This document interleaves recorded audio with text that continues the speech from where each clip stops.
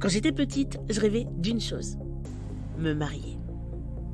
Aujourd'hui, je crois qu'on peut dire que je suis presque grande et depuis 2014, où je suis devenue wedding planner et officiante de cérémonie laïque, finalement pour moi le mariage, c'est aussi une belle aventure que je vis, mais depuis les coulisses. Et si on regarde bien, derrière le rideau, il y a des futurs mariés stressés qu'il faut rassurer, des prestataires passionnés avec qui j'ai tellement de plaisir à travailler, enfin la plupart du temps. Bien sûr, il y a aussi son lot d'imprévus. Et pourtant, c'est la plus belle expérience de ma vie. C'est aussi un ascenseur émotionnel, parce qu'être entrepreneur, même dans le secteur du bonheur, c'est pas tous les jours rose. Dans ce podcast, je te livre le récit de mon quotidien de professionnel du mariage à travers des séquences storytime sans tabou. Promis, je te dis tout. Attention par contre, il y a peut-être un petit peu moins de paillettes que ce que tu crois. Je m'appelle Fabiola, je suis wedding planner, officiante de cérémonie, entrepreneur, et voici mes confessions.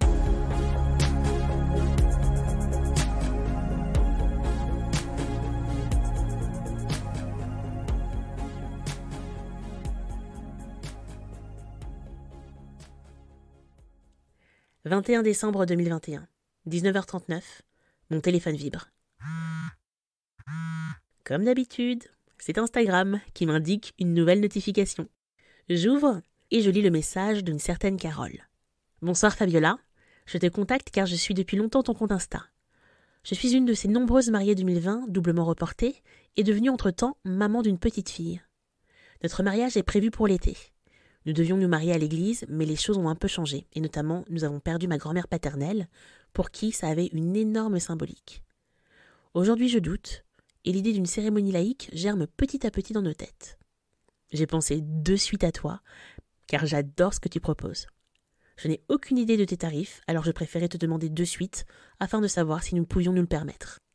Je te remercie par avance, et te souhaite une belle soirée. Carole. » Alors il faut savoir une chose, c'est que d'habitude, j'ai toujours un peu peur quand on me contacte en me demandant tout de suite le prix de ma prestation. Alors, bien sûr, j'ai conscience que l'argent, c'est un peu le nerf de la guerre dans l'organisation d'un mariage, et qu'aussi que je ne pratique pas des tarifs low cost, mais moi, ma première motivation dans mon métier, c'est vraiment d'offrir aux mariés et à leurs proches une merveilleuse cérémonie. Je t'assure que c'est pas des magots, même si, aujourd'hui, et il m'a fallu plusieurs années pour ça, j'assume tout à fait que si moi aussi un jour je veux m'offrir une très belle cérémonie de renouvellement de vœux, il faut que je gagne ma vie. Enfin bref, revenons-en à ce premier contact. Finalement, j'ai trouvé adorable cette Carole, et j'ai été touchée par ces quelques phrases. Et j'ai compris qu'il ne s'agissait pas d'une personne qui cherchait le meilleur prix, mais de quelqu'un qui souhaitait avoir la plus belle des cérémonies, tout en ayant conscience qu'elle pouvait avoir un certain coût. Et ça fait toujours plaisir quand les gens ont conscience que ce travail-là se paye. J'ai donc fait la rencontre virtuelle de Carole et Valentin, et quelques semaines plus tard, nous commencions la préparation de leur cérémonie. Et puis, l'été arrive, nous nous rapprochons à grands pas de la date du mariage, et lors d'une discussion, Carole me confie qu'entre leur déménagement dans une autre région, le nouveau travail de Valentin pour lequel il est très investi évidemment, et un bébé en bas âge, l'organisation du mariage commence à être un peu rude. Je lui rappelle que notre agence propose aussi de la coordination de jour J, ce qui pourrait la soulager dans la dernière ligne droite. C'est ainsi que, moins d'un mois avant le jour J, avec Chiara et Sandy, deux de nos wedding planners, nous reprenons en main l'organisation du mariage de Carole et Valentin pour qu'ils puissent s'alléger d'une partie des préparatifs. Et je peux vous dire que c'est un sacré challenge de coordonner un mariage en si peu de temps, surtout quand certains prestataires refusent de coopérer, on va dire ça comme ça. Et tant pis si elle se reconnaît et que je me la mets à dos, mais il faut que je vous parle de la coiffeuse qui avait booké la mariée. Si elle passe par là, faut qu'elle sache que vraiment, elle nous a pas facilité la tâche et que je me souviendrai d'elle pas de façon positive. Les mariés nous ont donné son contact, comme pour tous les prestataires, mais pour elle, seulement un numéro de téléphone portable et pas d'email. Et c'est un peu embêtant parce qu'on échange beaucoup avec les prestataires par email, parce que déjà ça nous permet de pas les déranger s'ils sont en pleine prestation, et puis c'est plus simple pour leur envoyer des liens ou des documents, comme ça ils nous répondent quand ils veulent, on peut leur envoyer le planning du jour J. Enfin bref, c'est bien plus simple. Mais là, on a reçu l'instruction de ne pas contacter cette coiffeuse à ce numéro, puisqu'il s'agit de son numéro perso et qu'elle refuse qu'on la dérange à des fins professionnelles. Jusqu'à là, ok, Même si dans ce cas, c'est peut-être plus simple de ne tout simplement pas donner ce numéro au marié. Enfin bref. On tente donc de la contacter directement au salon de coiffure où elle travaille. On est à 10 jours du mariage, et sa collaboratrice nous répond qu'elle est occupée et qu'on devrait l'appeler jeudi prochain. Jeudi prochain, c'est 3 jours avant le mariage. Elle peut pas nous rappeler? Ah non, elle aura pas le temps. Ok, donc à ce stade, on ne sait pas à quelle heure elle peut arriver. On ne sait pas si elle confirme qu'elle peut coiffer également les proches de la mariée. Et donc, combien de temps il faut prévoir pour chacune.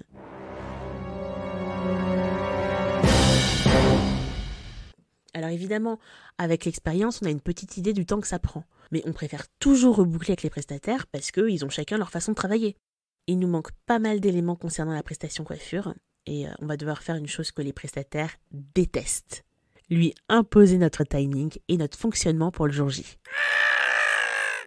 Et je sais qu'il y a beaucoup de prestataires qui détestent travailler avec des wedding planners pour cette raison. Et d'ailleurs, c'est pour ça que depuis la création de l'agence, on met un point d'honneur à travailler en amont avec les prestataires pour récolter tous leurs besoins, pour répondre à leurs besoins, pour pouvoir les chouchouter le jour J et faire en sorte que eux, ils n'aient qu'à se concentrer sur leur travail et non sur tous les autres détails de logistique, de timing, etc.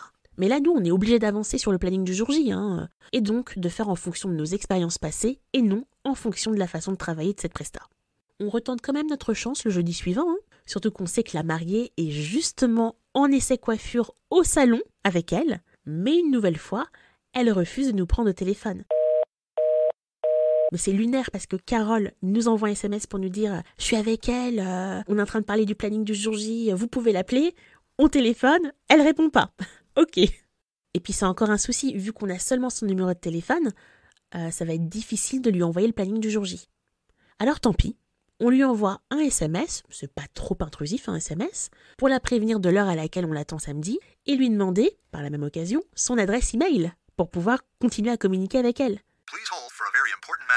Et sa réponse ne se fait pas attendre. On reçoit un rappel à l'ordre nous indiquant qu'elle est mécontente que l'on ne respecte pas sa vie personnelle. C'est quoi la solution, madame? Bon, de toute façon, on a bien d'autres soucis à régler, notamment la veille, le mercredi avant le mariage, où lors d'un point coordination avec Chiara, je reçois un SMS m'annonçant que notre vol prévu le vendredi, donc dans 2 jours, est annulé pour cause de grève. Alors je te vois venir, l'avion c'est pas écolo, etc. Dans l'agence on privilégie toujours le train, mais nos frais de déplacement étant à la charge des mariés, on leur laisse le dernier mot, c'est leur argent. Et là l'écart de prix il était tel qu'ils ont choisi de nous booker des billets d'avion et je les comprends. Mais l'avion c'est fichu. Alors avant de prévenir les mariés, je regarde les trains disponibles. Tous les TGV sont déjà complets. Notre seule solution pour nous rendre au mariage, c'est un intercité de 7 heures de trajet au lieu de 4 en TGV. Et 1 heure en avion. En plus, on en a pour plus de 400 € de billets aller-retour. Et c'est en tout point un mauvais plan. Mais on n'a pas le choix. Ou alors si, l'autre solution c'est 11 heures de voiture aller, plus 11 heures retour. Mais j'ai pas du tout la foi, sachant qu'une coordination de mariage, c'est pas loin de 15 heures de travail d'affilée. On a besoin d'être en forme pour assurer et donc pas de se faire 11 heures de route. Et ensuite, pour rentrer, j'aimerais ne pas être trop fatiguée pour ne pas nous planter. Alors tant pis, je boucle les billets et je préviens les mariés qui, malgré la douche froide des 400 € qu'ils devront me rembourser, sont quand même soulagés de savoir que nous serons bien sur place comme prévu, la veille du mariage pour assurer l'installation et bien entendu le jour J pour célébrer la cérémonie et coordonner la journée. Alors je peux te dire que le départ en train à 5 heures du matin, ça pique un peu, et bon sang que c'est long.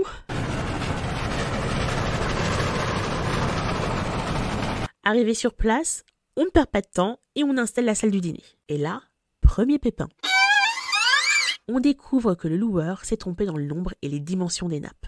Donc on est retardé en attendant qu'il nous en livre d'autres. Mais finalement, on arrive au bout de cette installation pas trop tard et on rentre même à l'hôtel juste avant la fin de Danse avec les stars. N'ayant pas les droits pour te diffuser le générique, voici une version artisanale. Pam pam pam pam pam pam pam pam pam pam. Le lendemain, nous sommes toutes les 3 au taquet. Il reste quelques éléments à installer dans la salle du repas et toute la cérémonie. À cause du vent en soirée dans la région, on n'a pas pris le risque de le faire la veille. Nouvelle mauvaise surprise. En arrivant dans la salle du dîner, on se rend compte que quelqu'un, certainement un invité déjà présent sur place, a laissé son verre de bière encore plein sur une des tables déjà dressées. Sauf qu'il s'agit d'un verre en carton qui, au bout d'un certain temps, n'est plus tellement imperméable. Du coup, il y a une énorme tache sur une des tables. Et avec le souci de nappe de la veille, on n'en a pas d'avance aux bonnes dimensions. Notre seule solution, retourner la nappe et placer les éléments de décoration comme on peut pour essayer de dissimuler tout ça. C'est pas terrible, hein, mais on a encore plein de choses à faire et il ne faut pas que la gestion de cet imprévu nous mette en retard sur d'autres points qui sont extrêmement importants pour le mariage. D'autant plus que voilà un moment que nous attendons les coiffeuses et maquilleuses qui ne sont pas à l'heure. Franchement, mettre en retard la mariée, et puis elles ne répondent pas au téléphone. Elles finissent par arriver avec 45 minutes de retard. On dit rien parce que la mariée semble ne pas avoir noté ce retard, et notre métier c'est aussi de passer outre sur le coup, parce qu'après je peux te dire que ça barde, mais sur le coup pour ne pas plomber l'ambiance et donc ne pas gâcher les préparatifs de la mariée. Ok, donc les préparatifs, c'est lancé. On sait qu'on aura donc au moins 30 minutes de retard sur le planning, mais on essaiera de rattraper à un autre moment. Pour l'heure, il est temps d'installer la cérémonie, la déco du vin d'honneur et quelques derniers détails dans la salle du repas. Et cette fois-ci, c'est le propriétaire du lieu qui est contre nous. Les éléments de décoration sont tous stockés dans la salle du repas. On doit donc faire pas mal d'allers-retours entre la salle du repas et la cérémonie. Et à chaque fois qu'on quitte cette salle, le propriétaire la ferme à clé. La raison, il y a déjà pas mal d'invités sur le domaine et certains pourraient être curieux et tenter de découvrir la salle de réception avant. Alors oui, ça part d'un bon sentiment, mais c'est super relou en fait. Et il refuse de nous confier les clés. C'est lui qui gère un point c'est tout et si on a besoin qu'il ouvre, il faut venir le voir. On essaie bien sûr de négocier, mais il campe sur ses positions et pas le temps de lui faire la leçon. On avance comme on peut. On agence la cérémonie, mais nouvelle déconvenue. Le groupe de musique qui doit la sonoriser n'est pas là. La cérémonie doit débuter à 16h30, donc le placement des invités à partir de 16h. Il est 15h30 et personne à l'horizon. Et eux non plus, ils ne répondent pas au téléphone. Mais c'est quoi le truc? C'est que les prestataires de la région n'ont pas de réseau. Ils arrivent enfin à 15h50, soit 10 minutes avant l'installation prévue des invités, mais la mise en place de la sono prend plus de temps que prévu parce que la synchronisation du son ne fonctionne pas. Ils finissent par régler le souci, il est 16h15 et là j'ai un dilemme. Soit répéter avec le micro, comme je fais toujours avant chaque cérémonie, soit zapper mes répétitions et installer les invités pour avoir une chance de rattraper le retard. On choisit la deuxième solution. Heureusement, la cérémonie se passe bien. Il y a beaucoup d'émotions et il y a mon rituel préféré, le rituel du cocktail. Après la célébration, on doit diriger les invités vers l'espace cocktail à quelques centaines de mètres. Donc je précède les invités pour prévenir le traiteur que les convives sont sur le point d'arriver. Mais surprise, il n'y a personne et absolument rien n'est dressé. Ok, je cours en cuisine et je trouve toute l'équipe en train de dîner. Mais qu'est-ce que vous faites? C'est l'heure du cocktail? Bah non, c'est dans 1 heure le cocktail. C'est écrit dans le programme qu'a envoyé la mariée. Le programme? Mais ok, celui qu'elle a envoyé il y a 1 an, avant que le mariage ne soit reporté. Depuis, ils ont opté pour une cérémonie laïque, donc le planning il a changé. On vous l'a envoyé par email. La maître d'hôtel téléphone au gérant, et effectivement, il a oublié de lui transmettre. Et pourtant, avant de lancer le mariage, pendant la mise en place, on fait un point avec tous les prestataires. Mais du coup, elle n'écoutait pas ce qu'on lui disait en fait. Et la copie du planning qu'on lui a remis, elle en a fait des confettis, c'est ça? Il nous assure qu'ils seront prêts dans 30 minutes, mais qu'en attendant, il faut faire patienter les invités. Alors pas le choix, on récupère les limonades qui ont été servies aux invités à leur arrivée, et on s'improvise serveuse. Heureusement, il n'y voit que du feu, et le traiteur nous rejoint pour ouvrir le cocktail.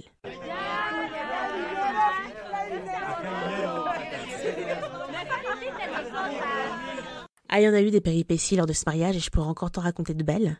Comme le propriétaire du domaine qui avait une nouvelle fois fermé la salle du repas et qui était introuvable pendant le cocktail. Donc les invités du vin d'honneur qui souhaitaient entrer pour déposer une enveloppe dans l'urne ont dû passer par les cuisines. C'est vrai que passer par les cuisines, c'est bien mieux que découvrir la salle. Ou encore, un serveur qui offre un gazpacho à la mariée alors qu'elle est allergique au poivron. Et que bien sûr, le traiteur avait été mis au courant, et pour ça on a vraiment eu de la chance que la mariée soit attentive parce que le jour J, pris dans l'effervescence de la journée, elle aurait pu manger ce qu'on lui tendait sans demander confirmation avant. Et nous on n'était pas dans les parages à ce moment-là. Mais ce que j'ai envie de retenir de ce mariage, c'est le positif. Et il y en a eu du positif. comme la mariée qui dans son discours de remerciement cite toute notre équipe et ça fait vraiment chaud au cœur. Thank you very much. J'ai aussi envie de me rappeler de ce moment où elle et nous échangeons quelques mots dans la soirée et où elle nous dit « Ah c'est super, il n'y a eu aucun imprévu. » On a ri, mais on n'a rien dit. J'ai envie de retenir les longs messages vocaux de Carole, qu'on a taquiné tout au long des préparatifs en lui disant qu'en fait, ce n'était pas des vocaux, mais des podcasts qu'elle nous faisait. Et d'ailleurs, il y a eu ce dernier message après le mariage, quand on a débriefé. Et dernier podcast pour Fabiola, je te confirme, vous avez bien réussi le challenge, vous l'avez relevé haut la main. Je l'ai dit rapidement dans mon discours au début de la soirée, mais voilà, vraiment, je vous remercie du fond du cœur toutes les trois. Je sais que c'était costaud avec le peu de timing qu'on avait et vous avez fait vraiment, vous avez fait des miracles parce que je pense que si j'avais trouvé mes nappes tachées, pas des bonnes tailles, etc., là au dernier moment toute seule, je me serais clairement effondrée. Et je sais pas qui aurait pu m'aider. Donc non, tu peux être fière de ton équipe et fière de toi. Et je te confirme que je n'ai eu que des compliments et que les gens m'ont dit « Mais pourquoi on fait des cérémonies à l'église ? C'est tellement magnifique la cérémonie que vous avez eue. » Donc bravo encore. Tes podcasts nous manquent, Carole. Et tu te demandes certainement pourquoi le titre de cet épisode est « Le jour où une vache a perturbé le trajet ». Eh bien parce qu'après 7 heures de trajet aller, 5 heures d'installation le vendredi, 6 heures de sommeil, 15 heures de jour J à piétiner, notre trajet retour, qui devait lui aussi durer 7 heures, a été perturbé par une vache qui errait sur les rails de notre train. Non mais la blague, on s'est pris plus d'1 heure dans la vue. J'étais vraiment dégoûtée parce que cette période, j'étais dans ce qu'on appelle un tunnel, c'est-à-dire une période avec un ou plusieurs événements par semaine, plusieurs semaines consécutives. J'ai donc passé mon seul jour de congé dans un train. Mais aujourd'hui, c'est une anecdote drôle à raconter, non ? Si t'écoutes ce podcast, c'est que soit t'es curieuse, et c'est tout à fait ok, hein, il est aussi fait pour ça, soit toi aussi t'as envie de devenir wedding planner. Et si c'est le cas, écoute ça. Il y a quelques mois, on m'a proposé de prendre part à un projet complètement fou qui va révolutionner, oui j'ai bien dit révolutionner, la façon dont les wedding planners se forment à leur métier. Ce projet, c'est le Club Planners. Il s'agira d'un lieu d'échange, de formation et d'entraide pour aider les wedding planners comme toi à lancer et à développer leur business. Et si t'es déjà lancé, ça marche aussi à partir du moment où t'as envie de développer ton entreprise. C'est vraiment quelque chose de novateur dans le domaine de l'organisation de mariage, et c'est ça qui m'a plu. Le lancement officiel a lieu le mardi 7 novembre à 18h30 lors d'une conférence en ligne diffusée en direct. Alors selon la date à laquelle t'écoutes ce podcast, soit je t'invite à t'inscrire au lancement, soit à directement nous rejoindre sur le site leclubplanners.fr. Je te mets toutes les petites infos en bio, t'inquiète pas. En tout cas, j'espère que tu seras aussi enthousiaste que moi, parce que ce projet, c'est vraiment celui sur lequel j'aurais aimé tomber il y a 10 ans, quand je me suis lancée. En attendant de se retrouver au sein du club, si tu veux me donner de la force, n'hésite pas à partager, à noter et à commenter ce podcast. Tu sais, ça me permet de savoir que même si je parle toute seule, il y a des gens qui m'écoutent. Et ça fait du bien. Alors je te dis à bientôt.